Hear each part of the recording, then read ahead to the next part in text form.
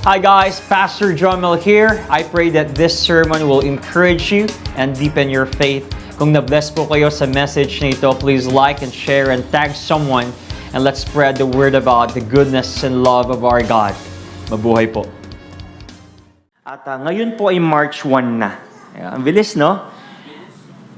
March 1 na, no? Parang nung nakaraan, January, Feb. Ang bilis eh.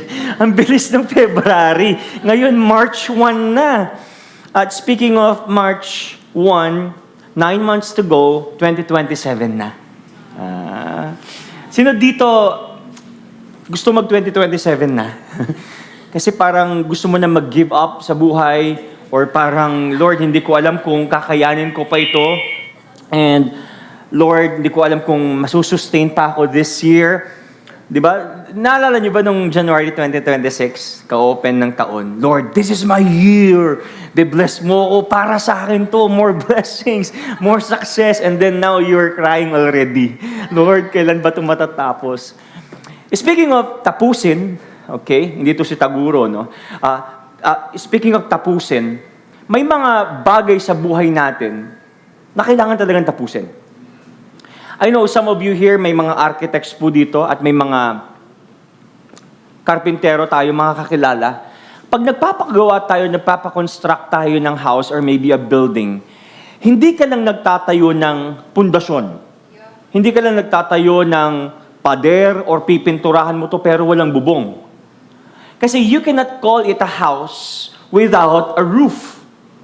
Na hindi ka natatakpan ng hamog, mula sa, hindi natatakpan ng bahay ninyo, yung hamog, yung init, at saka yung ulan, hindi mo masasabing it's a house.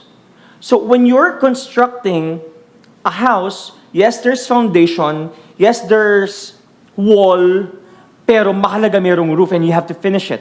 Sa pag-aaral din natin, may mga kailangan tayong tapusin. Just because you finish the K-12, doesn't mean you have the college degree or diploma. Just because natapos mo yung Kinder 1, 2, 3, Ma'am Rain, ay magkakaroon ka na ng diploma pagdating sa bachelor's mo ng education or maybe sa pagiging doktor. You have to finish it. At hindi ka pwedeng tumigil at sasabihin na nakapagtapos ako. No. You have to finish it. At hindi ka pwedeng tumigil. Third is this, relationships. Di ba? How many of you here you're praying for a relationship? Or may karelasyon ka ngayon? Hindi porket nagkaroon ka ng relasyon ngayon, ay hanggang dyan na lang. Kailangan mong tapusin yan. Especially kapag magpapakasal ka. Nasa harap ka ng, di ba, nagsumpaan kayo? Di ba? Hindi sumpaan kasi yung vow, okay? Baka iba na yun, may mga asawa ba dito nagsusumpaan na kayo ngayon? Hindi, yung vow sa harap ng matrimonyo, sa harap ng pastor, ng mga witnesses, ng Panginoon, sabi nyo, through thick and thin, mamahalin kita. Ngayon, pag sinabi mong I do, for the next succeeding years, kailangan mong panindigan yun. Sa pag-aasawa, hindi natin pwedeng sabihin na, Pastor, pwede ba mag-renewal kami ng contract? 10 years lang. No. Once you get married, it's forever. Panghabang buhay yon. Gym membership. Meron ba dito naka-member na kayo sa gym? Di ba, nung New Year's resolution nyo, mag-gym na talaga ako, Pastor. New season, new me. Pero after 2 weeks, milk tea na ulit. So, you have to continue and finish what you have started. Now, why I said those things in illustrations? Ganon din po sa pagiging Kristiyano. Simula nung tinanggap mo si Kristo, nagkaroon ka ng salvation, hindi doon nagtatapos ang pagiging Kristiyano at pagiging follower ni Kristo. Because yes, yung salvation natin instantaneously, the moment you confessed and believed and trusted Jesus Christ, but ang pinakamahirap sa pagiging Kristiyano, not to maintain the salvation, not to maintain the forgiveness because you're already forgiven past, present, and future. But, pinakamahirap is this, to maintain your testimony and walk in Christ daily. That is the hardest. That's why I want to bring you on this message. Finish the job bago ka pa ma-finish. Sabi mo nga sa katabi mo, finish the job. It's all about renewing our purpose before it's too late. Alam niyo po, pwede bang open natin yung lights natin? Para hindi inaantok yung mga boys at the back. Alam niyo, tayo bilang church, meron tayong mga minomodel din na ibang church. And if you're going to attend and watch videos and mga preachings ng mga malalaking churches like for example, CCF, Victory, GCF, New Life, marami tayong mga models. But if you're going to listen with their podcasts, with their preachings, ang pinipreach nila is not about prosperity. Yes, may prosperity. Yes, may be-bless tayo ni Lord. Pero they're not preaching too much about pagpapalain ka ni Lord. Come on, labas yung ATM ninyo. 1, 2, 3, meron ng pera yan. No. Because they believe we are already blessed ng Panginoon. When you have Christ, when you are in Christ, you are already prospered because your true prosperity is Jesus. Now, if you're going to watch and listen and hear their messages, they're talking about purpose. They're talking about making disciples. Alam niyo po, maraming mayayaman, pero hindi nila alam ang purpose nila. Maraming may buntot, mga post-nominals, Doc Josh. Post-nominals sa buntot, but they do not know their purpose. That's why, as one church, let us always preach our purpose sa buhay natin, to know God and to make Him known. Simple as that. At ako naniniwala po ko, habang buhay kayo, at habang nandito kayo, ang Panginoon na hindi pa po tapos sa inyo. Maybe, nagkamali tayo nung nakaraan. Maybe, bumagsak tayo nung nakaraan. Maybe, nailang tayo nung nakaraan. But I want you to know this, that you are not done. You have an assignment sa Panginoon. We have to finish the job. Kung mabubuhay ka for the next 50 years, you're 20 years old, or maybe 30 ka na ngayon, you still have time to finish the assignment what God has given sa buhay mo.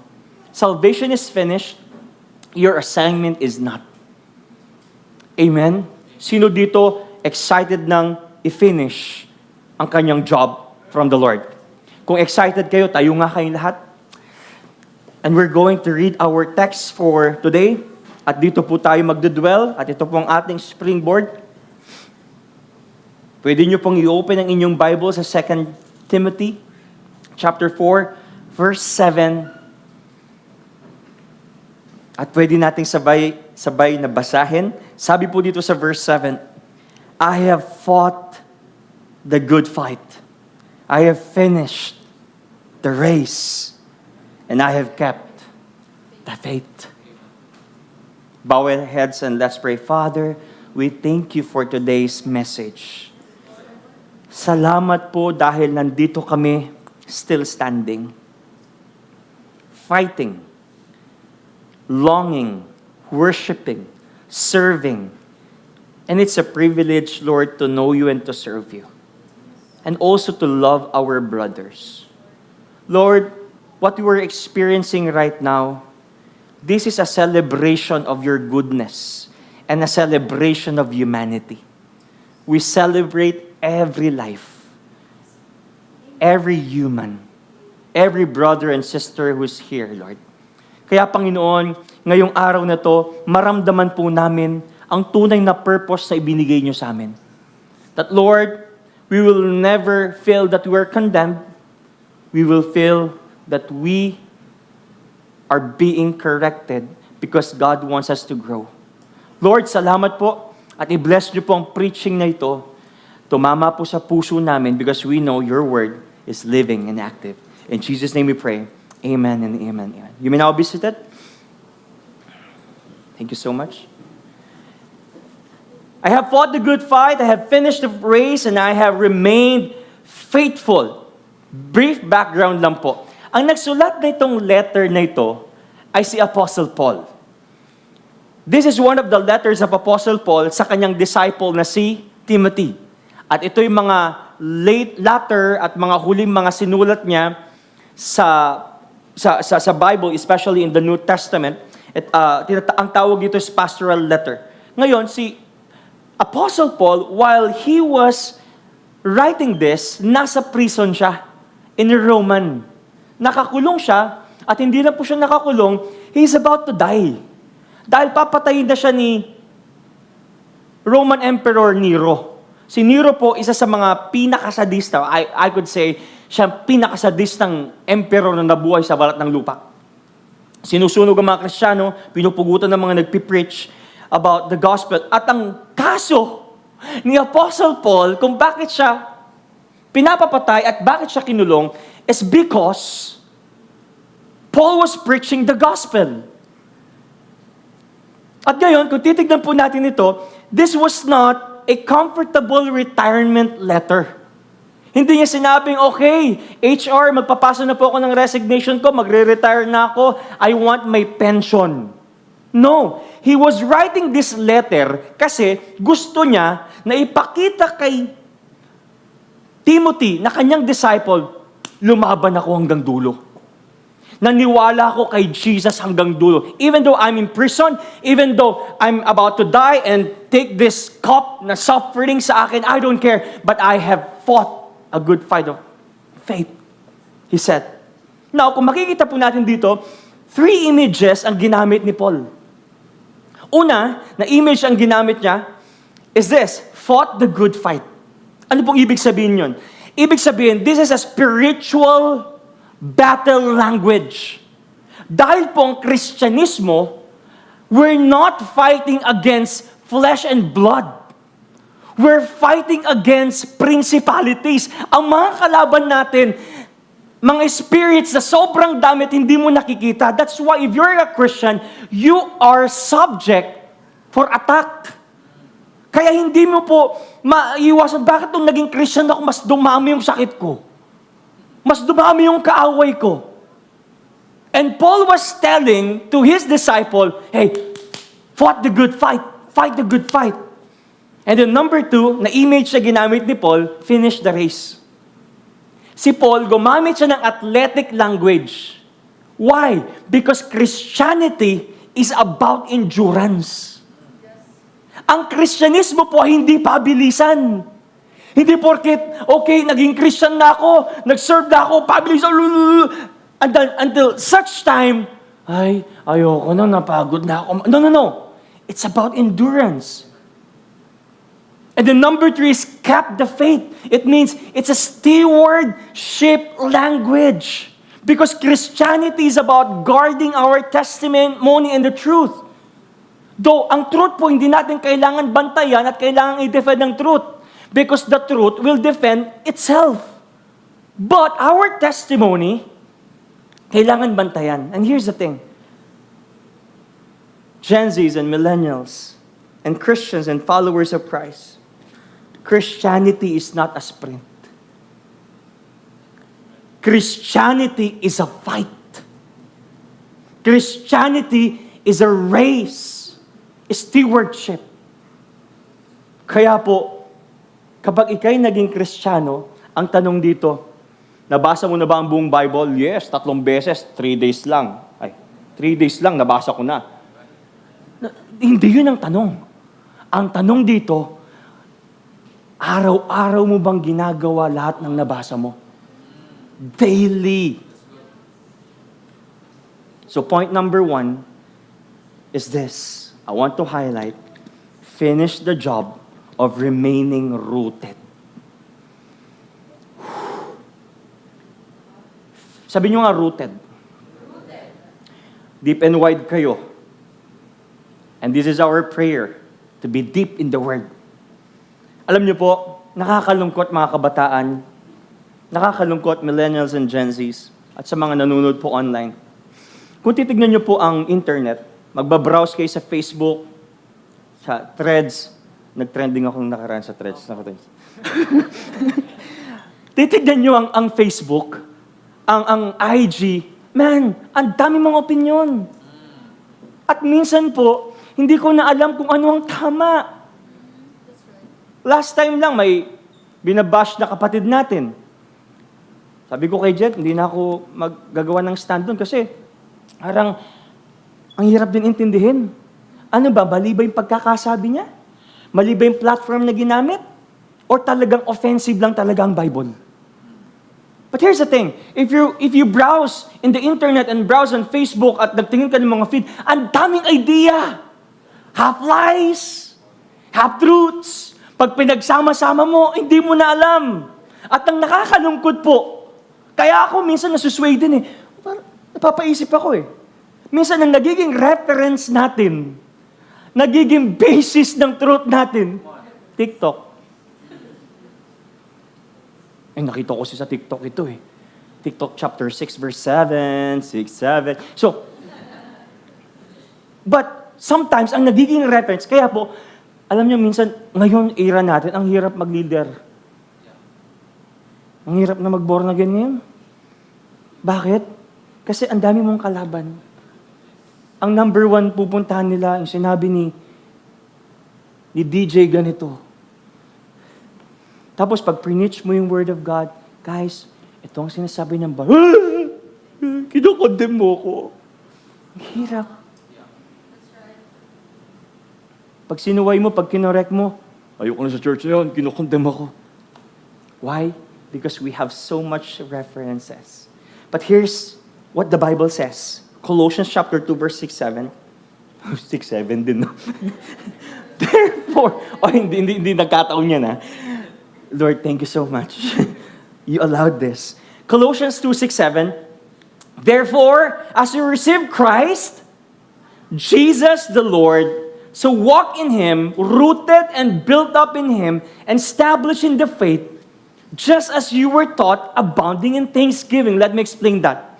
Ang nagsulat nito, si Paul din, Apostle Paul. Marami siyang letters, 13 yun, yung epistles niya. Sinulat niya to at nire-remind niya yung church ng Colossae. Sabi niya, hey, Church of Colossae, ano yung nababalitaan ko na ang daming lumalabas ng mga false teachers dyan at saka mga false teachings.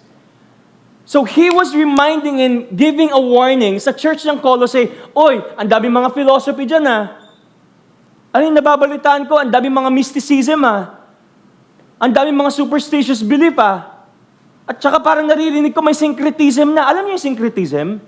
Syncretism is this. Yung pinaghalo-halo mo, yung mga beliefs, tapos yun ang pinaniniwalaan mo. Sino dito Christian na? Okay, konti lang ang Christian, dalawa lang. Sino dito Christian na? Amen. We're all Christians, right? You're attending on a Sunday. At talagang you're serving, you are worshiping the Lord. Hallelujah. Thank you, Jesus. Ikaw lang. Mahal kita, Lord. Paglilingkuran kita sa iyo ang buhay ko with all my heart, soul, body, and strength. Pero, bukas, sa business ng pamilya natin, maglalagay tayo ng pusang wrapper. Yung gumaganon sa business. Lagay ko to para dami kita. So, naniniwala ka kay Jesus, pero naniniwala ka rin kay Buddha. May Budang nakalagay doon, tapos may mga coin na ganon. Tapos may frog. Nakaganon para pasok, dami pasok income. Ewan ko kung meron ganon kila Ate Andrea. Biro lang. Or maybe, if you're a student, nag-board exam ka. Nagpa-pray over ka pa kay Pastor. Pag-pray mo ako, gusto kong pumasa. Pray over naman ni Pastor Jobel, tsaka ni Kuya Gerald, In Jesus' name, papasa ka, Lord, wisdom, knowledge, and everything. Maalala niya po lahat ng kanyang ni-review for the last 6 months. Tapos kinabukasan, Monday, na exam. Nagsuot ng color red na brief. Kasi pampaswerte daw. Ewan ko kung ginawa ni Doc MJ yon. Or sa exam natin, nag-pray ka, Lord, nag-devotion ka, you will give me wisdom. Pero may anting-anting ka. Lord, anong sagot sa number 20? Tinawag mo pa si Lord, But that is what we call syncretism. Naghahalo-halo. Alam niyo sa era natin ngayon, kaya if you don't know the truth, ginawa mo ba yun, Jaris? Sinipa mo ba yung if you don't know the truth, you will get swayed. Ngayon, ang sabi ni Paul, ang solution dito is not about information. Ang solution dito is about to get rooted, to be rooted at para ma-finish mo yung job mo, yung purpose mo, is to have a deeper foundation of Christ. Alam nyo ngayon, at totoo lang, ako adik akong sa cellphone eh. Lalo na sa knowledge. Minsan parang nagagalit yung asawa ko, bakit di mo ako pinapansin? Sino bang ka-text mo? Maya-maya, ganun ako ng ganun eh. Nakita niya, kausap ko pala si ChatGPT. Kasi ang dami mga learnings. Nakakawili, nakaka-addict. But Paul was telling to the church of Colossae, ang sagot para ikaw ay tumibay, hindi about more information. It's about magpakalalim ka kay Kristo.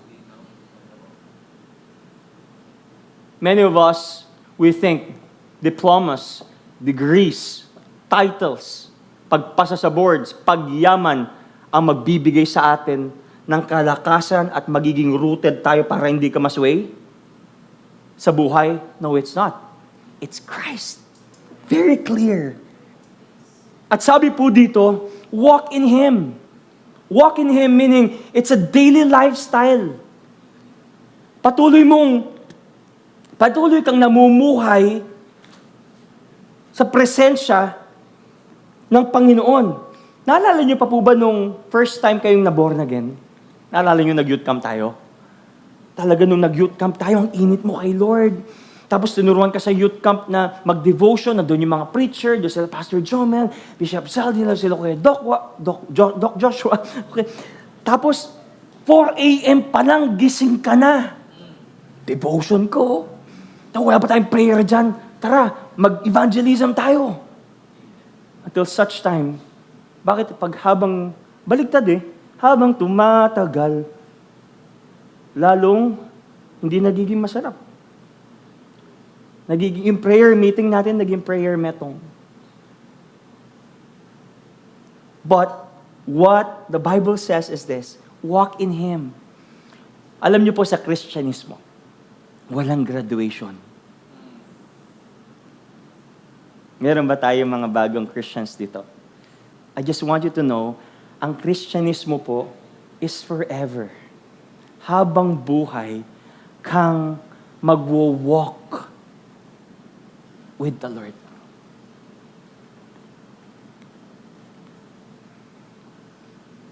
The way you were saved is the way you must live. Alam niyo po ang problem today is this. Many started, but few continued. Sad to say. Now, have you ever heard yung salitang post-Christianity? Have you heard this? Mamaya chat nyo sa ChatGPT. Chat nyo sa ChatGPT. But let me give you a brief background and definition of post-Christianity. Let me read it with you or to you, for you. Post-Christianity is when a culture remembers Christian language but no longer lives by Christian truth. Tagalogin natin. Sabi dito, ang post-Christianity daw is isang kultura na alam nila yung kultura at values ng Bible at ng Kristiyano, pero hindi na nila ginagawa yung values at kultura ng Kristiyano. Sino po dito memorize ang Bible characters? Nag-kid zone kayo. Di ba? Naalala niyo ba? Si Noah, siya yung humati ng dagat. Tapos si Moses, siya yung gumawa ng bangka. Naalala niyo ba? Nag-amen yung iba, narinig ko. Hindi kayo nakinig kay Lorden at kay Rain ng kids. But we know the Bible stories. Tumatawa kayo kasi alam nyo. But here, sad to say, you know, knowing the Bible is not the same as obeying the Bible.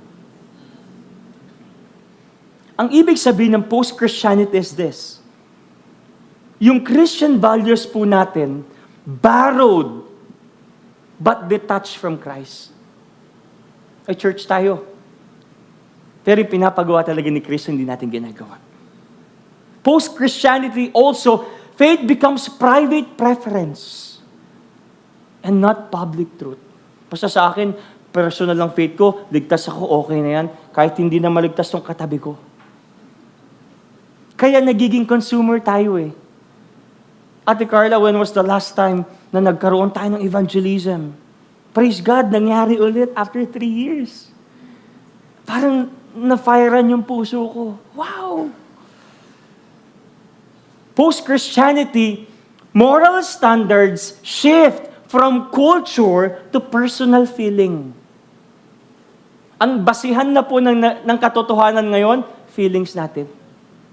Basta ako, nag-church ako, wala akong ginagawang masama at nasasaktan, okay lang na may ginagawa kami sa dilim nitong jowa ko. Basta nag-church kami. Alam niyo po ba, nakakalungkot ngayon, Gen Zs and millennials, you have to hear this.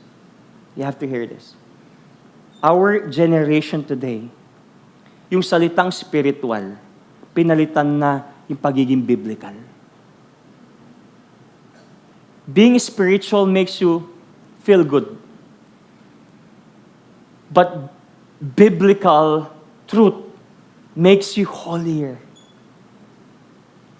Have you heard that? Basta ako, nag-church ako on a Sunday, okay na ako dito every Sunday. Basta wala naman akong tinatapakan na tao. Di na ako magte-training, di na ako mag-discipleship, di na ako magde-devotion, di na ako magpe-pray. Okay na to. It sounds spiritual, right? Mukha kang spiritual at amoy kang spiritual, but sa totoo lang, that's not biblical. Because the biblical way of being a Christian is this. You follow and do the purpose of God in your life. Basta mabait ka, okay ka na kay God. Ako po, ayoko maging mabait, personally. Gusto ko maging mabuti. Maraming mukhang mabait, pero hindi mabuti. At kahit gaano ka pa kabuti, or kahit gaano ka pa kabait, kung wala si Kristo sa'yo, you are still unrighteous. Sad to say. And I have to preach this. Gen Zs. Now, lahat po ng sinabi ko, post-Christianity, this is not about atheism. Hindi po ito yung paniniwala na walang Diyos. This is about Christianity without commitment. At alam niyo po, nakakatakot ang isang Kristiyano na walang commitment. Nakakatakot ang isang Kristiyano na maligamgam. Because the Bible said in Revelation chapter 3, isinusukan ng Panginoon ang mga malahingang Kristiyano. Look at this, 2 Timothy chapter 3 verse 5. We are seeing this on Facebook. It's happening already. They will act religious, but they will reject the power that could make them godly. Have you seen those posts? Basta nagmamahal kami. Okay lang ito. Parang totoo. They will act religious, but they will reject the power that could make them godly. And the Bible says, stay away from those people. Guys, ang tawag po dito, Gen Z terms, is relativism. This is what we call relative truth. At nakakatakot ito, guys. What's your favorite fruit, sir? Dragon fruit, social. Jackfruit. Hindi. Banana, yun ang pinakamasarap na pagkain fruta sa'yo. Jackfruit, banana, favorite fruit, Denise? Fruit, paborito mong fruit. Apple! Okay, we have here jackfruit, banana, dragon fruit, and apple. Naniniwala ba kayo na ang pinakamasarap na prutas sa balat ng lupa ay ang melon? Yun ang totoo sa akin. Yun ang totoo sa iyo, banana. Yun ang totoo sa iyo, jackfruit. Yun ang totoo sa iyo, dragon fruit. Yun ang totoo sa iyo, apple. So, ang daming truth. That is what we call relativism. Ang truth ng bawat tao ay nakadepende sa bawat individual. Kung anong nararamdaman mong tama, Anong nararamdaman at emotion mo? Basta tama ako, wala akong nasasaktan, ito ang totoo. Yun ang nakakatakot. Walang standard ng Facebook. Walang standard ng TikTok. So, anong standard ng holiness? Nakadepende sa 100 na nag-a-attend dito sa church? That is what we call relativism. Because relativism rejects that truth is absolute. Hindi sila naniniwala na may absolute truth. Basta wala kaming tinatapakan na tao at nagmamahalan kami, we don't care. That's the right thing.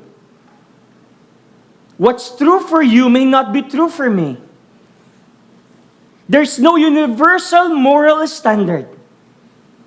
Because truth is personal and not objective. And that's what we call selective Christianity. But I want you to know this, guys. I want you to know this.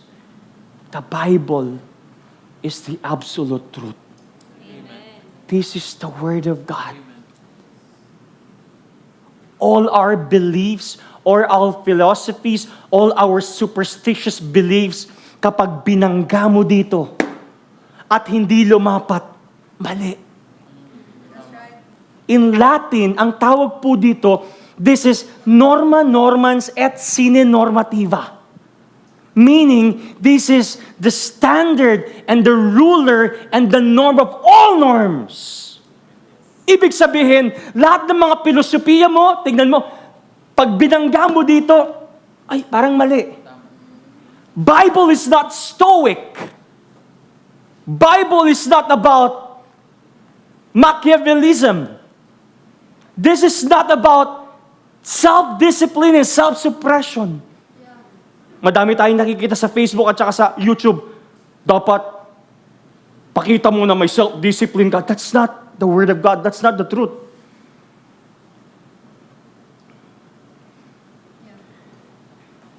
Yung mga beliefs natin, have you heard this sa mga matatanda? Huwag kayo nagwawalis. Pag may patay, baka may mamatay ulit. Narinig yun na ba yun? Nasa Bible ba yun? Why we're doing that? Takot na takot ka. Diba? Bawal daw magwalis, baka may mamatay. Alam mo saan nanggaling yun? It's about culture. Namatayan yun kayo, yung nanay mo, pagod na pagod, puyat, kakabantay, tumiiyak doon sa burol. Tapos nagwalis pa, napasma, namatay. Yun ang kultura nun. Doon nagsimula yun. Alam niyo ba yun? Napag-aralan ko kasi sa culture and ethics sa counseling. Doon nagsimula yun. Pero nasa Bible ba yun? Wala. Pag nakasalubong ka daw ng itim na pusa, itim na itim mo, may nakasalubong ko itim na pusa, malas daw yan. Hindi, siyang malas kasi nasagasaan mo eh. Di ba? Siyang malas, hindi ikaw. Ala, may paru-paro dito. Dito ni Lolo. Nasa Bible ba yun? Hinahanap ko nga chat nyo nga kay ChatGPT. Nasa Bible ba pag may paru-paro doon si Lolo?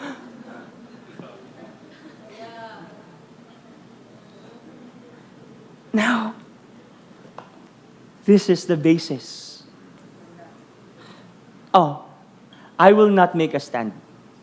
Sa mga nakikita ko sa Facebook, it's up to you to read and research and have discernment using the Bible.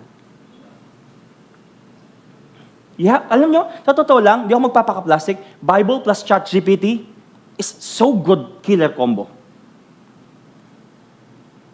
Tanong nyo, anong ibig sabihin po nito? ChatGPT will tell you. But of course, I don't make sermons from ChatGPT. I ask the Holy Spirit and then pacheck lang tayong grammar, pacheck tayong context, but I'm not doing, okay, create me a 5-point sermon about job is finished. No. Kaya walang laman eh, minsan, di ba? Tsaka, memorize ko siya, hindi ko naman binabasa. What I'm telling is this, you have all the tools.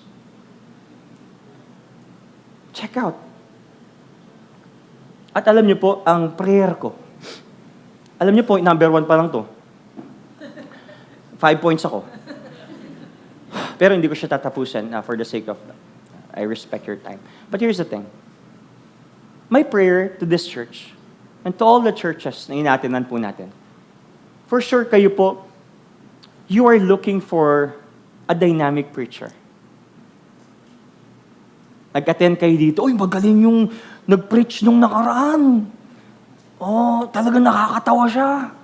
Pang Gen Z. Si Kuya Jed Z. Gusto ko siya. But I want to tell you this. Our church is not a comedy bar.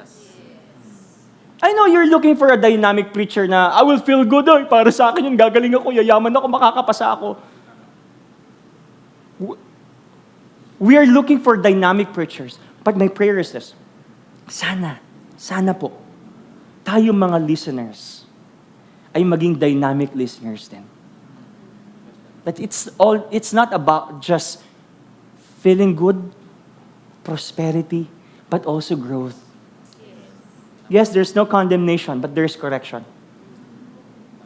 And you have to somehow, you have to appreciate those preachers. Kasi alam niyo yung ganitong preaching, it takes guts. Sabi ko kanina, ito rin kasi yung preach ko sa 7 at saka sa 9. Alam niyo po sa totoo lang, bago ko po i-preach ito, pinag-pray ko mabuti. Tinapangan ko po yung mukha ko. Kinapalan ko po yung mukha, kinapalan ko po yung mukha ko. And I asked the power of the Holy Spirit to preach this. Because I know the risk. People would hate me telling the truth. Ay, pwede bang wag na lang yung preacher na yan? Ang tapang naman. Pabalikin nyo na lang yung Jed Z. Nakakatawa yun. Yun na lang. But you know what, guys? I don't care. My care is this. I want you to grow. Yeah. Come on. John Piper said, a church that does not call sin is a defective church. Why? Because there's no room for repentance. But every time we call out sin, we are being aware, that's not good. I'm not saying na maging sin-conscious tayo. Grace-conscious na tayo eh. But sometimes, ang pinakamabisang gamot sa mga taong makalimot is paalala. 2 Timothy 3:16-17. Diyan pa kayo? First point pa lang to.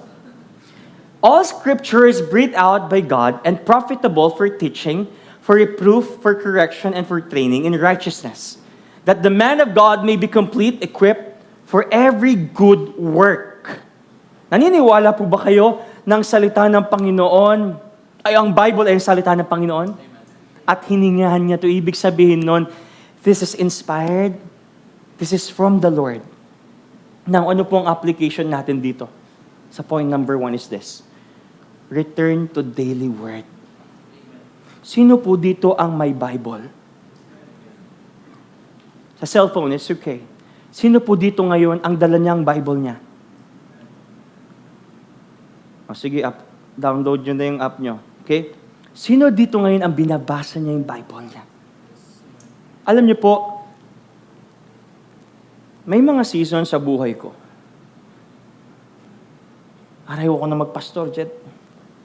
Ayaw ko na magpastor, Carla. Lord, pwede bang si Joshua na lang magpastor? May mga seasons sa mga nangyari sa buhay ko na, ba't naman ganito, Lord? Hirap ko na magpastor.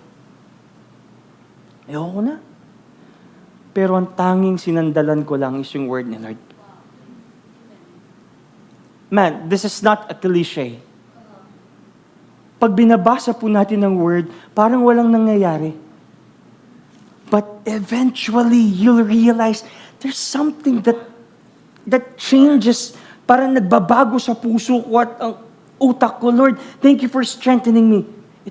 It's all about His word. I don't know about you kung ano yung nabasa ninyo nung time na lugmok kayo. Pagka buklat ninyo, na-encourage ka kasi nabasa mo, Judas hung himself. In Jesus' name, no. But God said, I'm your refuge. Come on. I'm your solid rock. This is the word of God. It could change your life.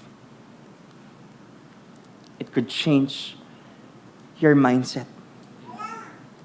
Amen. Number 2 is restore your prayer life. Restore your prayer life. Sino po dito nagpe-pray? Amen? 3 times a day? Agahan, tanghalian, Parang pera. gabihan. Guys, prayer is very powerful. May mga times sa buhay natin na parang nawawalan ka ng confidence.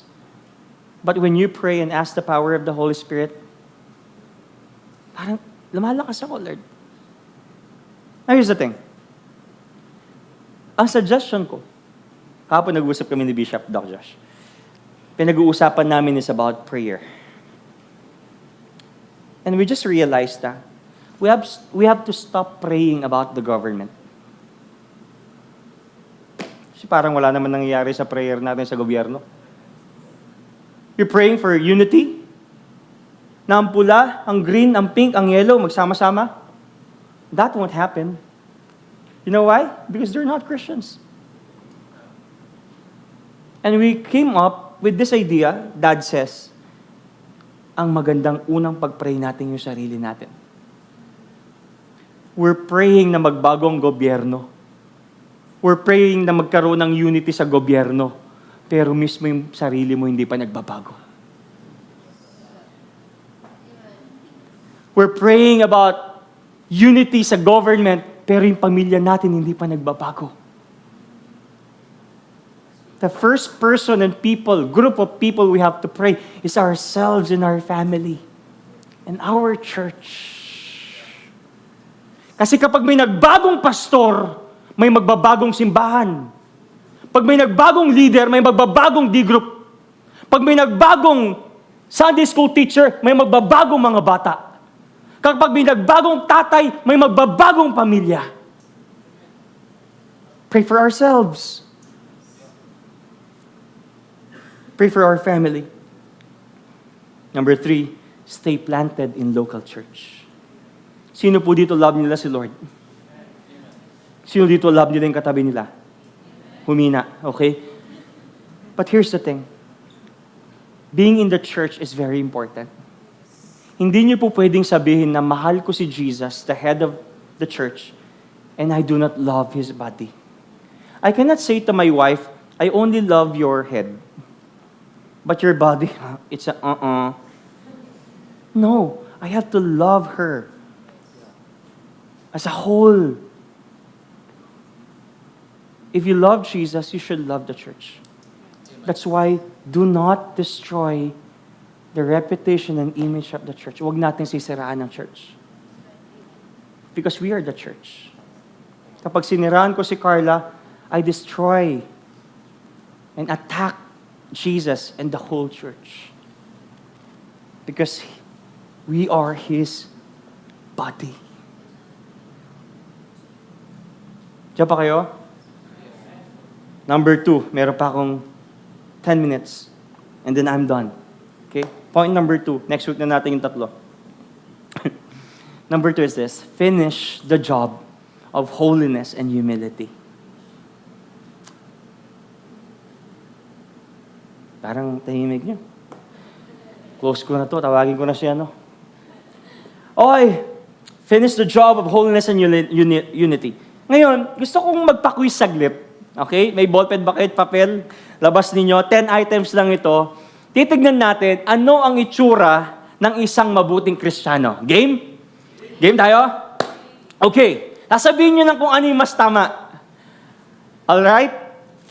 At paramihan tayo ng tama. Okay? Tingnan mo yung katabi mo kung may mukhang tama siya. Okay. Okay, ready na. Number 1 is this. Mangupit sa tuition versus maging tapat sa parents. Parang mahina dito. Caught off guard kayo, ah. Okay, maging tapat sa parents, amen? Yun, number 2. Mag-bash at cancel ng tao online versus maging sweet at huminahon. Palapakan yung sarili nyo. Alam nyo yung tama. Alam nyo yung tama. Hallelujah. Number 3.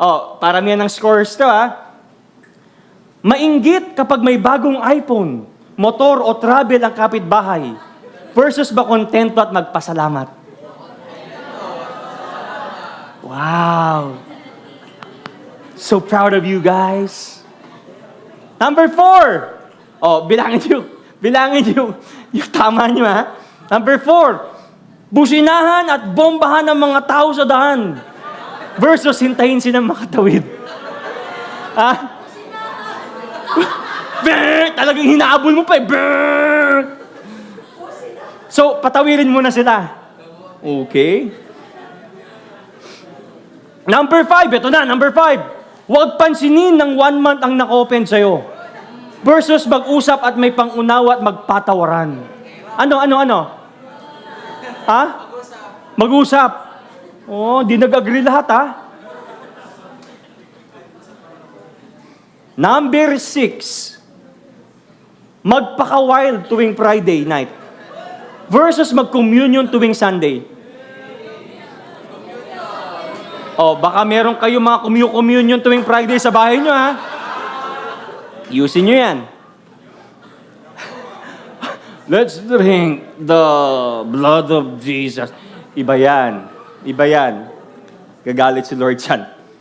Number 7. Mang-flirt at ghost ng sabay-sabay. Versus maging clear, committed at loyal sa dalawa. Isa. Anong tama? Maging clear. Ilan ang points nyo? 2 out of 5? Number 8. Makipagbardagulan sa road kapag may nag-call out sa'yo versus humble yourself at magparaya. Doc Josh. Magparaya. Tama ba? Okay. Number 9. Ito. Gumawa ng GC para siraan ng isang tao versus magkasundo at magmahalan. Amen. Kaya mamaya mag-leave na kayo sa mga GC nyo. Okay? Mag-leave na rin ako mamaya. Number 10. I-chismis ang kapitbahay sa TikTok versus manahimik at protektahan ng bawat isa. Palakpakan na sarili natin.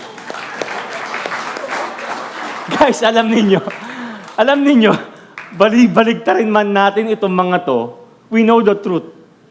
Alam natin yung katotohanan. In fact, kahit hindi mo ako marinig, hindi mo basahin yung Bible, hindi mo narinig yung gospel, hindi mo narinig si Lord, kahit hindi ka born again, alam mo yung katotohanan. Why? Because Romans 1 and 2, merong innate at merong image si Lord na binigay sa'yo.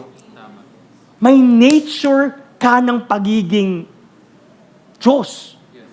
You have that character, you have that Christ-likeness. Ngayon, sabi ko nga, kahit hindi ka Christian, alam mo itong mga to. Pero kapag Christian ka, mas lumilinaw sa iyo ang kaibahan. Magkaiba po yung sinasabi mo lang, Christian ako, versus ina-acquire mo talaga yung Christian life mo. Tignan niyo po to. Kaya pa? Tuloy pa? Okay. Galatians 5:19-21, works of the flesh. Now, the works of the flesh are evident. Sexual immorality, impurity, sensuality, idolatry, sorcery, enmity, strife, jealousy, fits of anger, rivalries, dissensions, divisions, envy. Huwag niyong ha-highlight yung susunod ng pentel pen, okay? Drunkenness, orgies, and things like this. I warn you, as I warned you before, that those who do such things will not inherit the kingdom of God. These are the works of the flesh. Testimony lang po. Alam niyo, ako po bilang preacher, isa sa mga temptations ko, not to preach about this kinds of messages. Kasi gusto ko, I want you to feel good Gusto ko, pag uwi ninyo, blessed na blessed kayo. Wow, sa akin yan, I claim that. But do we claim this correction? Isa po sa mga temptations ko bilang pastor at leader, not to preach these kinds of messages. Kasi nga, sabi ko, baka magalit kayo sa akin. Pero praise God, ang Bethany Church ay hindi ganito. Amen? Ito ang Bethany Church. Galatians 5:22-23. The fruit of the Spirit, tingnan niyo ito, may separation. But the fruit of the Spirit is love, joy, peace, patience, kindness, and goodness, faithfulness, gentleness, self-control. Against such things, there is no law. Tignan niyo po yung katabi ninyo. Nakangiti ba? Nasa kanya ba ang Holy Spirit? Yes. O, ba't ayaw niyong tignan? Di ba? Pastor, nagsa-self-control ako eh. Hindi ko talaga matiis to eh. Ang pagiging Kristiyano po, tandaan niyo to, ay hindi nasusukat sa galing, kundi sa bunga. Amen. Ang context ng Galatians chapter 5, Paul made a contrast between Galatians 5:19-21 verses 21-23. Yeah. Works of the flesh and fruit of the Spirit. At sabi niya dito, works of the flesh, ito yung ugali at lifestyle. Ang fruit of the Spirit, ugali at character. At kapag sinabing fruit, tandaan niyo po to, this is both internal and moral ang usapan. Hindi po siya external results. Ngayon, ang tinutukoy po ni Paul dito is hindi padamihan ng disciples. Kasi pwede magkaroon ng 5,000 na member ang Bethany, especially sa Deep and Wide, tapos yung 2,500 doon, chismosa pa rin.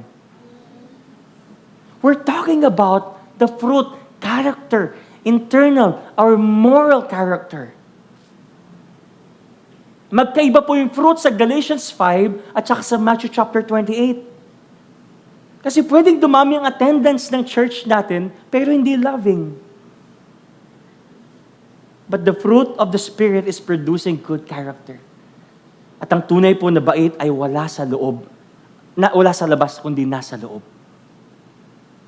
Kaya ako, nakakatakot yung yung laging pinoproject niya na, saka po.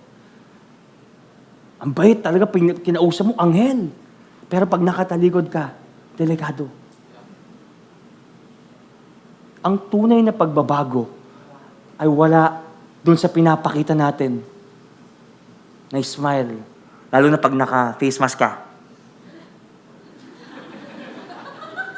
Pinaplastic mo siya. Ang tunay na pagbabago nasa loob. Kahit walang nakakakita, you do what is right. That's change. That's change.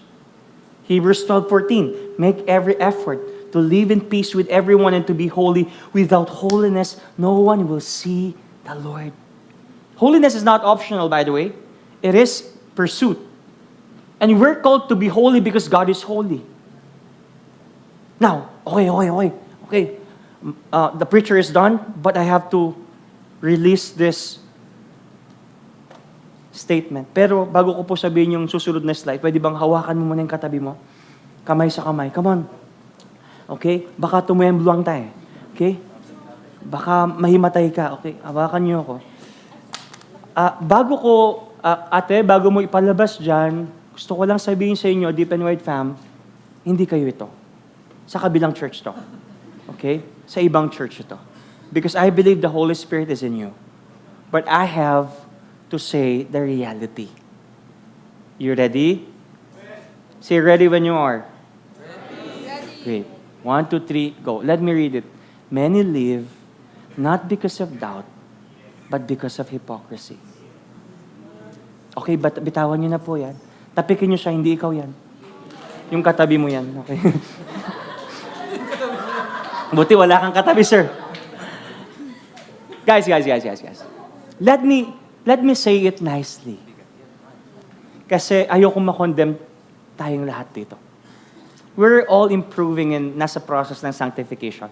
But, alam nyo, ang mga tao umaalis sa church, not because they lack of faith, but sometimes, hindi po nagmamatch yung lengguwahe at saka yung actions. But praise be to God, this is not you. God changed your heart. Amen? Palakpakan nga natin si Lord.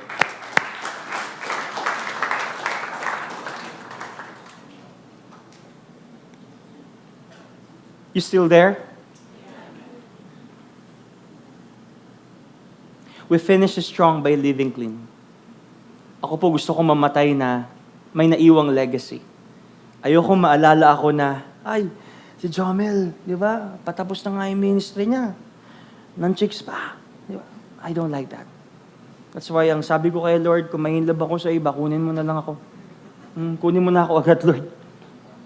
Siyempre, nakakaya sa asawa at sa church at sa mata ng Panginoon. Right now, paano mangyayari ang lahat ng mga ito? It's all about humility. Sabihin nyo nga po, humility. Humility. You know what, guys? As I end, I just realized, the secret para ma-enjoy mong ministry, be humble. Kung may mga nasaktan ka, sorry ka. Kung meron tayong mga hindi pagkakaunaw, kausapin natin. Patawarin natin. You want to serve God fully? Release it. Imagine mo, dito, worship ka, tapos may kaaway ka. Hindi na nag-church ng 1 p.m. Nag-iiwasan kayo. May kaaway ka sa 7 a.m., sa 9 a.m., tsaka sa 1 p.m. Kaya nag-kid service ka na lang. Ang bira naman. Pre-teens kay Eloy. Kaya, reality po, sa akin, brothers and sisters tayo. Sabi ko last time sa preaching ko nung 2 weeks ago, isa sa mga qualifications sa pagiging pastor at pagiging minister, alam niyo kung ano? Sometimes we have to take all the blame. Of course, hindi ko sinasabing perfect tayo, pero may mga bagay na okay. Sa akin, sorry. To all the seniors na mga nandito po ngayon, let's model repentance. Let's model forgiveness. Let's model humility. Because, you know what? Humility is the first principle of the ministry. Para sa akin, hindi mo ma-enjoy yung pag-serve kay Lord kung mayabang ka. Kung hambog ka. Be humble. Sabi mo, be humble. Yung iba kasi, be humble lang. Diba? Be humble lang.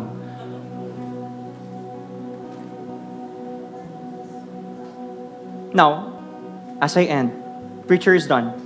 I want to say to you the components of true humility. Paano natin masasabi ang isang humility na totoo is this?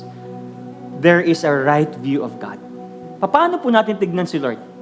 Holy, mapagmahal. Kapag may right view tayo ng pagmamahal ni Kristo, ng Panginoon, through Christ, we will be humble. Number 2, right view of self. Paano mo tignan yung sarili mo? Mas mataas? Grabe, ang layo na ng narating ko, unlike you. Mayroon ka bang insecurity? Meron ka bang jealousy? Meron ka bang envy? Kaya nagkaroon ng enmity sa grupo ninyo? If you have the right view of yourself, na ako ay niligtas lang din. C.S. Lewis said, humility is not thinking less of yourself, but thinking of yourself less. Ang ibig sabihin nun, hindi fake humility. Alam mong magaling ka, pero sinasabi mo sa mga kasamahan mo, ay, hindi, ako lang ito eh. Alam mo naman, ganito. Pero deep inside, pag may ginagawa sila mga programa, pangit. Pag ako nandyan, mas maganda yan. But humility is this. Humility is this. Mas iniisip mong ibang tao para sa kapanganan nila rather than yourself. Kaya sabi ko po kanina, sa akin personally, if you will hate me because I'm preaching boldly and the truth, I don't care. What I care is this. I want you to grow. Sabi ko sa inyo, di ba? 10 years ago, dami ng mga bashers. How much more ngayon? You're preaching the truth. with grace. Right view of salvation. Alam niyo po, kapag punong-puno kayo ng utang, tapos may isang tao na nagbayad ng utang ninyo, wala ka somehow mukhang maharap sa kanya at may pagyayabang sa kanya. Bakit? Pinayaran lang yung utang mo eh. If you have the right view of salvation, ng Panginoon ay pinatawad ka lang, you are just justified. Hindi ka magyayabang. Ephesians chapter 2. Hindi mo pwedeng ipagmayabang kaligtasan mo kasi hindi mo pinagtrabahuan yan. Ito ay isang regalo. And then number 4, right view of others. Gusto ko po kayong tanungin, paano nyo po tignan yung katabi ninyo ngayon? Alam nyo, minsan meron tendency sa atin nakala mo, ako lang yung anak ni Lord. Anak ako ni Lord, ako lang yung i-defend niya. Tignan mo, bahala na si Lord mag-avenge dyan sa mga tao. Yung akala mo ikaw lang yung anak ni Lord? Even si Punch, the monkey, minamahal Tignan mo yung katabi mo. Hindi yan unggoy, okay? Best creation ni Lord yan. Bakit ganyan tayo minsan pag tinignan natin mula ulo hanggang pa? Kala mo sino? I just want you to know this. Si Lord namatay din para sa kanila.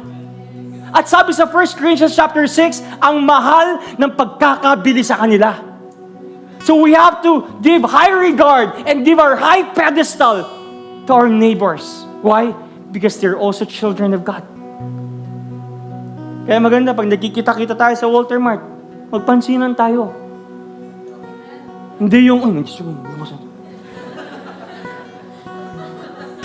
bakit? May utang ka ba? That's pride.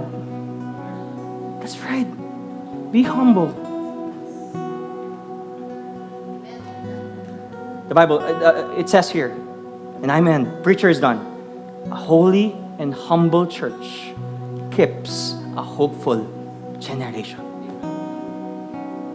Guys, let's model it to the next generation. May mga preteens, may mga kids na paparating. At pag nakita nila yung pastor nila at yung leader nila, sinisiraan ng church, sinisiraan ng kapwa, ganon din ang gagawin nila. Why? Because there is always a bigger monkey in the house. But you're not a monkey, by the way. You're the best creation. Ibig sabihin, meron silang ginagaya. Do not wonder kung yung mga dinidisciple mo, sinisiraan niya din yung mga ibang tao. Bakit? Kasi ikaw mismo sinisiraan mo yung ibang tao. But when we model humility, when we model holiness, when we model being rooted, may pag-asa ang henerasyon na to. Amen? So be that kind of model. Be that kind of minister.